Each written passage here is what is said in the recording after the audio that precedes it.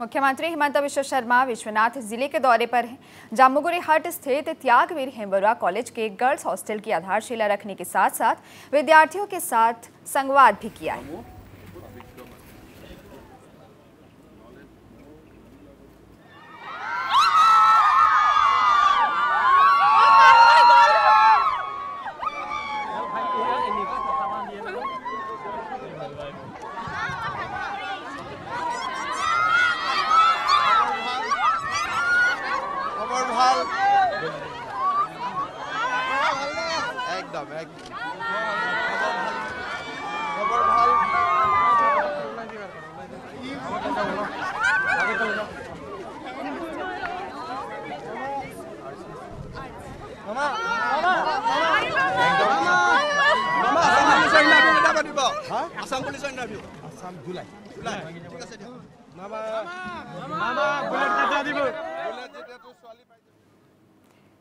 इससे पहले सौकी घाट में तेजपुर सरकारी लॉ कॉलेज का मुख्यमंत्री हिमंत बिश्व शर्मा ने उद्घाटन किया। वहीं शाम को सतिया में मिनी स्टेडियम का भी और सतिया आदर्श चिकित्सालय का मुख्यमंत्री लोकार्पण करेंगे।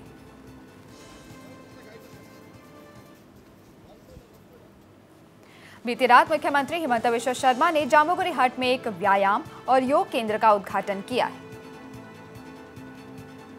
आधारशिला स्थापन करार पिছত आजिर एक सुंदर दिनटुत এই তেজপুৰ আইন মহাবিদ্যালয়খনৰ শুভ উদ্বোধন কৰাৰো গৌৰৱৰ মই সাক্ষী হ'ব পাৰিলো আৰু নিজে আধাৰশিলা কৰা নিজে উদ্বোধন কৰা এই সংস্কৃতি অসমত আগতে নাছিলে।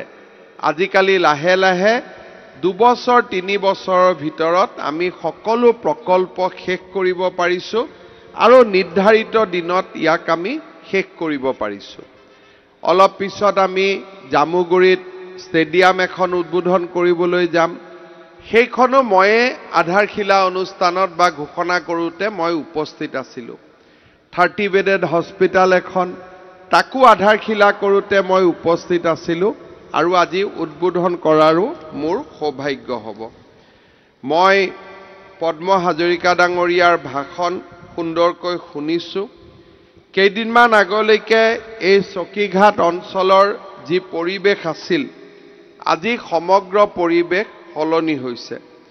4 লেনযুক্ত পথেৰে তেজপুৰৰ সৈতে জামুগুৰি সংযুক্ত হোৱাৰ পিছত এতিয়া চকীঘাটৰ যিখন আইন মহাবিদ্যালয় ক'ব গ'লে ই এক কেন্দ্ৰীয় স্থানতে আমি স্থাপন কৰিব পাৰিলো।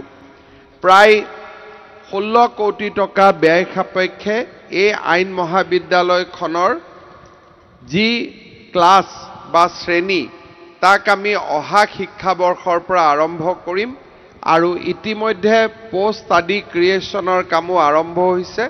আমি নিৰ্দিষ্ট সময়ত নিৰ্দিষ্ট দিনত ইয়াতে আমি শ্ৰেণী আৰম্ভ কৰিব পাৰিম।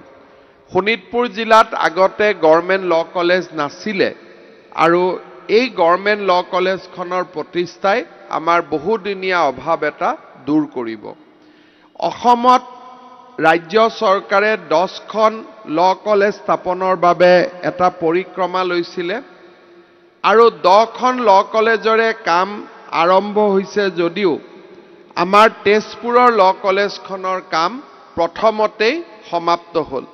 তাৰ বাবে মই লোক নিৰ্মাণ বিভাগকো ধন্যবাদ জনাইছো আৰু বিধায়ক পদ্ম হাজৰিকা ডাঙৰীয়াকো ধন্যবাদ জনাইছো যে তেখেতসকলে চোৱা চিতা কৰাৰ কাৰণে ইমান সোনকালে এই কাম সমাপ্ত হ'ল।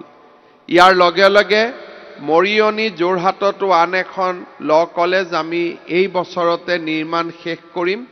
ডিব্ৰুগড়ত আন এখন ল কলেজৰো আমি নিৰ্মাণৰ কাম এই বছৰত শেষ কৰিম। অৰ্থাৎ অহা বছৰ অহা শিক্ষাবৰ্ষ বছৰটো 2024 হ'ব। অহা শিক্ষাবৰ্ষত আমি অসমত 3খনকৈ নতুন ল কলেজ আমি ক্লাছ আৰম্ভ কৰি ৰাইজক আমি উপহাৰ দিব পাৰিম। আমাৰ চৰকাৰ আৰম্ভ হোৱাৰ পিছত অসমত আমি শিক্ষা অনুষ্ঠানসমূহ নিৰ্মাণৰ ওপৰত গুৰুত্ব আৰোপ কৰিছো। বৰ্তমানলৈকে প্ৰায় আমাৰ ৰাজ্যখনত 13খন মেডিকেল কলেজ 12খন মেডিকেল কলেজ আমি নিৰ্মাণ কৰি শেষ কৰিলো তাৰ 3খন পুৰণা আছিল 9খন মেডিকেল কলেজ মই স্বাস্থ্য মন্ত্ৰী আৰু মুখ্যমন্ত্ৰী থকাৰ সময়ত নতুনকৈ আমি নিৰ্মাণ কৰি ৰাইজক আমি উপহাৰ দিব পাৰিলো এইবাৰ আমি তিনিচুকীয়াটো আৰু এখন মেডিকেল কলেজ আৰম্ভ কৰিম তাৰ মানে আমাৰ 13খন মেডিকেল কলেজ হ'ব 13খন মেডিকেল কলেজৰ লগত আৰু 10খন মেডিকেল কলেজৰ কাম বিভিন্ন পৰ্যায়ত চলি আছে তাৰ মানে আমাৰ অসমত 23খন মেডিকেল কলেজ হ'ব আগতে আমাৰ অসমত চৰকাৰী কলেজ 3খন আছিল cotton college Haflong college Diphu college এতিয়া আমাৰ চৰকাৰী কলেজ 16খন হ'ল আৰু 20খনৰ নিৰ্মাণৰ কাম চলি আছে আৰু 10খনৰ নিৰ্মাণৰ কাম আমি ফেব্ৰুৱাৰী মাহত আৰম্ভ কৰিম